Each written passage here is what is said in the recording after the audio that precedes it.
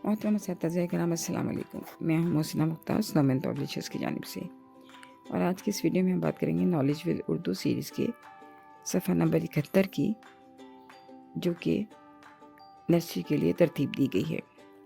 ये देखिए, यह है सफ़ा नंबर 71। यहाँ उन्वान है मौसीकी की ज़हानत, और साथ साथ एक सबकी मनसूबाबंदी का QR कोड बना है, जिसको एक्सेस करके आप डिटेल लेसन प्लान हासिल कर सकते हैं। ये सफ़र बहुत ज़्यादा अहमियत का हामिल है, क्योंकि यहाँ पर नज़म की तख्लीकी लिखाई इसका सब टॉपिक है। यानी इसका जो उन्वान है वो है नज़म की तख्लीकी लिखाई, यानी यहाँ बच्चे नज़म लिखेंगे। अच्छा, ये जो नज़म जो है वो आम तौर पे राइमिंग वर्ड्स यानी हम आवाज़ अल्फाज की मदद से बनती है। तो सबसे पहले तो बच्चों को बहुत सारे हम आवाज़ अल्फाज की मशक करवाइए। मसलन आप बच्चों से कह सकते हैं कि बोटी से मिलते जुलते अल्फाज बनाएं, जैसा कि रोटी, बोटी, मोटी, छोटी। इस तरह से उनसे कई अल्फाज बनवाइए।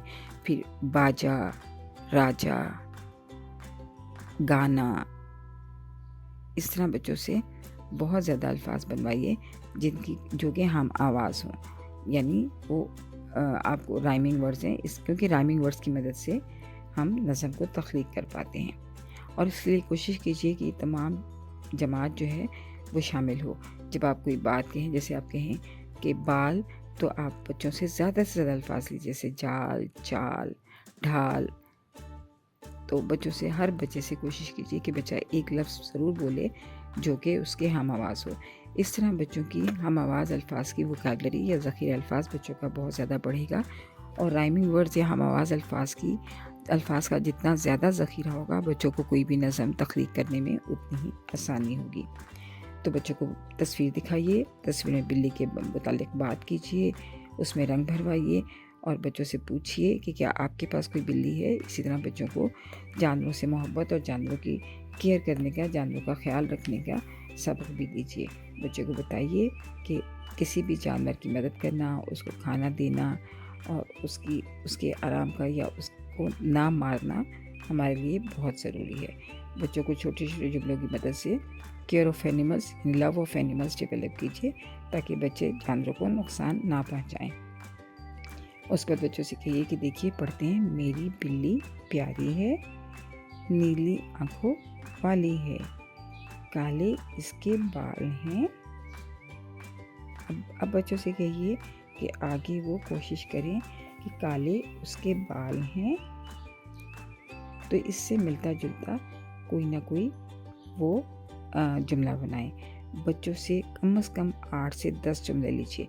ये तमाम जमात में मौजूद तमाम बच्चों से कहिए कि वो एक एक जुमला बताएं। तो अगर 8 से 10 जुमले भी होते हैं तो वो 8 से 10 जुमले आप बोर्ड पर लिखिए, और उनमें से जो जुमला सबसे ज़्यादा बेहतर हो उस जुमले को इस नज़म में शामिल कीजिए। इसी तरह जितनी भी आपको लाइन्स लिखनी हैं, उसमें आपको हम आवाज़ अल्फाज की मदद से बच्चों से ज़्यादा जुमले लेने हैं। जैसे काले इसके बाल हैं, प्यारे इसके गाल हैं। इसी तरह एक और आप जुमला ले सकते हैं। बच्चों से कहें, बच्चे कुछ और भी, बच्चे उसकी चाल के बारे में कोई जुमला बता सकते हैं।